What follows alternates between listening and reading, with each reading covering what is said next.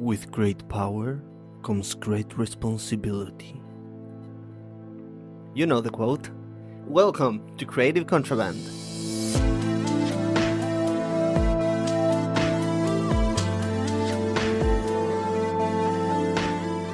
Welcome to How to Be a Better DM, the show that helps dungeon masters tell better stories and run more engaging games. This is Creative Contraband, where we take ideas from elsewhere and smuggle them into our craft to take it one step further. And remember, all of this is brought to you by Session Zero Studios. Hello, dear DMs and GMs. Once again, welcome to my humble abode. Here I am in the second to last episode of Creative Contraband. It has been quite a ride so far, and I am pretty proud of what we have achieved here. It has been quite a couple months.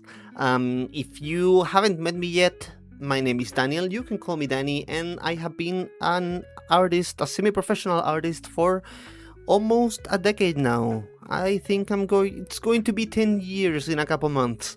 So yeah, I hope my experience in different disciplines, in theater, in music, in magic, I am a card magician too, helps me convey some knowledge to you.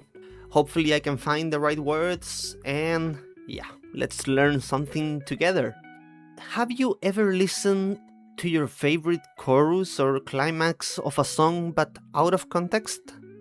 I bet you have, and I bet it's not the same, right? Also, have you ever played a video game or a game and then left it for a while, some months, some years, and when you came back, it just felt like it changed so much and everything is so overtly powerful now? Well, we're going to discuss both of those things, what they have in common and how they can help us give our players a better experience at the table. But before that, remember to join our Discord. We are a pretty active community, so you can find the link down in the description. And yeah, we publish episodes twice a week. On Thursdays, you have either Justin or Tanner with How to Be a Better DM, the main part of this podcast. And on Mondays, you have me with Creative Contraband. Again, as I said, this is the second to last episode. Next Monday, we should have the last one. And yeah, we'll see if you guys want me to come back. Then I will maybe come back with some more episodes. So yeah, please let me know in the comment section or through the Discord if you would want some more Creative Contraband here, and I can talk to the team, maybe we can bring it back. So, Climaxes. As the title says, what do pop songs and video game power creep have in common? Well, in case you don't know, a climax is the highest point of a play or a song or a movie or a D&D session. It's the pinnacle of the game. In the middle of each episode, I will leave you with a word or quote that you might know or not, but that I think can help you enhance your game as a DM. So today's word is pinnacle. Pinnacle is defined by Oxford as the most successful point, the culmination.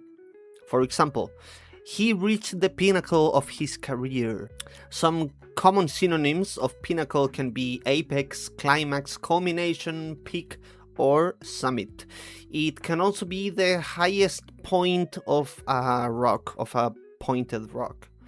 So yeah, feel free to play with the word however you'd like and find some uses to it. I think it's a pretty cool word to use at the table. So let's come back to the climax thing. Climaxes are the pinnacles, the highest points of either a campaign, a session, an arc, or an encounter. If we use the case framework, that works really well. And the art of climaxes is the art of contrasts. Think of it like this. Think about one of your favorite songs, one of the most powerful songs you know, and think about the highest point of that song, the part where the emotion just overflows the whole piece of music. Maybe it's the chorus, maybe it's the bridge, but you can usually tell when that moment comes. I can think of many examples. Almost every song has one. Think about Whitney Houston or Mariah Carey or, I don't know, Bruno Mars. And in When I Was Your Man, you can also find key changes many times. In these songs, as I said in the Whitney Houston example, you can totally tell when the key rises a semitone or a full tone, or the highest point in the voice of the singer, maybe, Cristian Castro or Luis Miguel, or, well, there's just so many examples.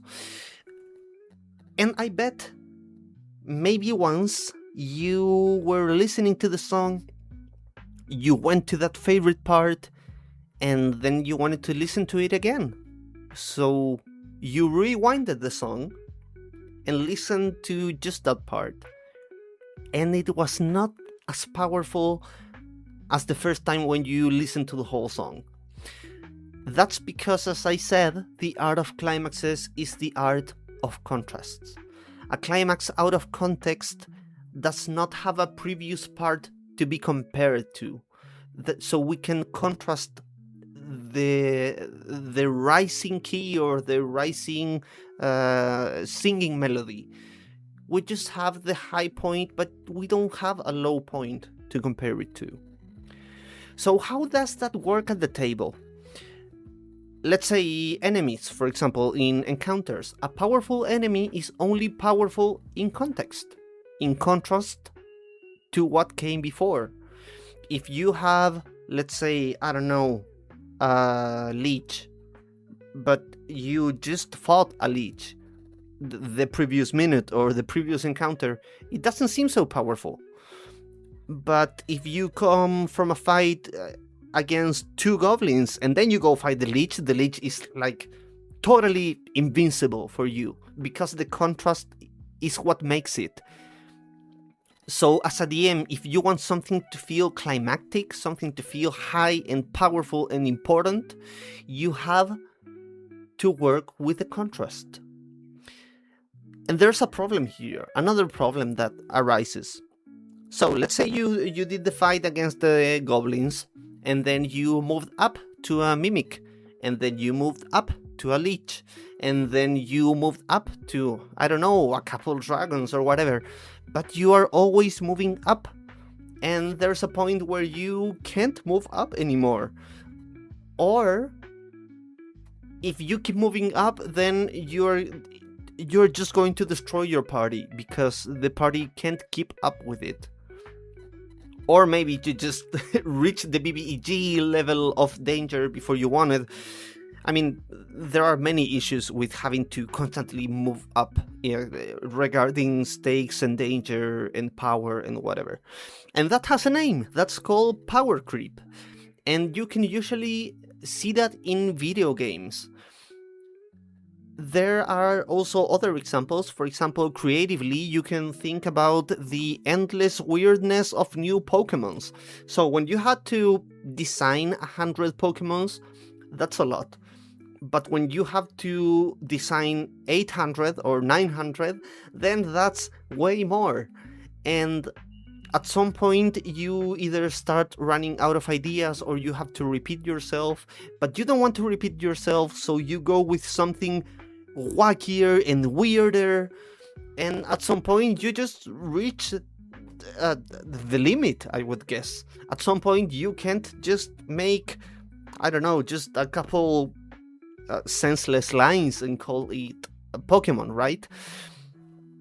So yeah, that could also be called power creep in a less standard way, I would say. But regarding power itself, my personal example, my usual personal example, it hits the closest to home, is the Hearthstone game. If you don't know it, it's a game by Blizzard in the World of Warcraft world, even though it's a little bit redundant. And it's a card game, and I started playing it, I don't know, 10 years ago, maybe more, 12 or something.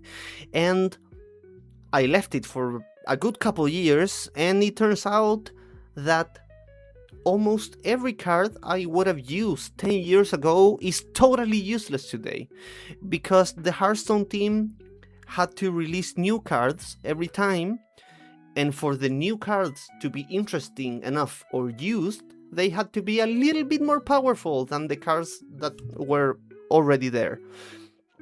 And then the next expansion, and it had to be a little bit more powerful, and then a little bit more, because you want the people to keep buying the new expansions. And that adds up. And then 5 years later, or 8 years later, you have a totally different game where the stakes change so much because the power of the cards change so much. And that also happens in, I don't know, League of Legends. When a new champion is released, it has to be a little bit overpowered for the people to use it. Or maybe, I don't know, Pokemon trading card game. So in the TCGs, it's usually it happens a lot. But yeah, so that's a thing we have to avoid.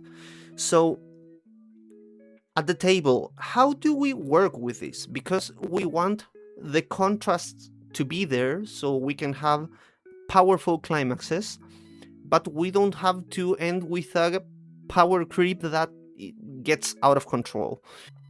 We don't want to feel the need to throw out there an enemy that's a little bit too powerful because we want it to feel dangerous. We want to convey the danger without messing up the mechanical part of it. So, today's tip is something very important and useful, and it comes from songwriting and music production. And the tip, what they say in the music world is, if you need to bring it up to 11, don't raise the climax, but lower what comes before. That raises the contrast, avoiding power creep. Of course, they don't use these words in music because power creep is not a thing in music, or not generally. I mean, one could say it also kind of happens. There is something called the volume wars in music. So you go to Spotify, and in the last 5 to 10 years, the volume of the tracks has been going up, because when you listen to something louder, you can usually hear it better. And it also calls your attention easier, in an easier way. So yeah, but that's something else. So the point is, when we want to make this contrast higher, so we have a more powerful climax, we don't raise the stakes in the climax, but we lower what comes before. So let's say you are going to put your party against a couple goblins. Just a standard encounter. But you want it to feel a little bit more dangerous than usual. You want to raise the contrast to make it the climax of the session. So you don't add more goblins to make it feel more dangerous.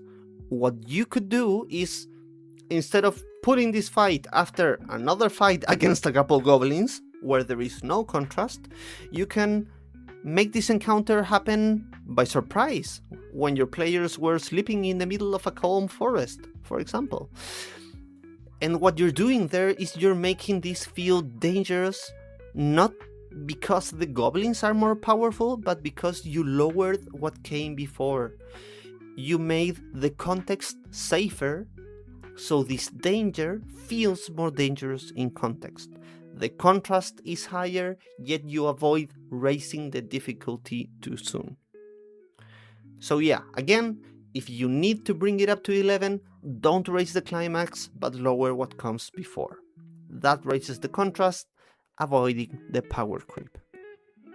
So yeah, that's it for today. I hope you enjoyed the episode. You can follow us on Instagram at How to Be a Better DM Podcast and at GameMaster.huff. And I hope we see us again next Monday. Of course, remember to tune in for Thursday's episode. And until then, let's roll initiative. This is Creative Contraband, brought to you by Session Zero Studios.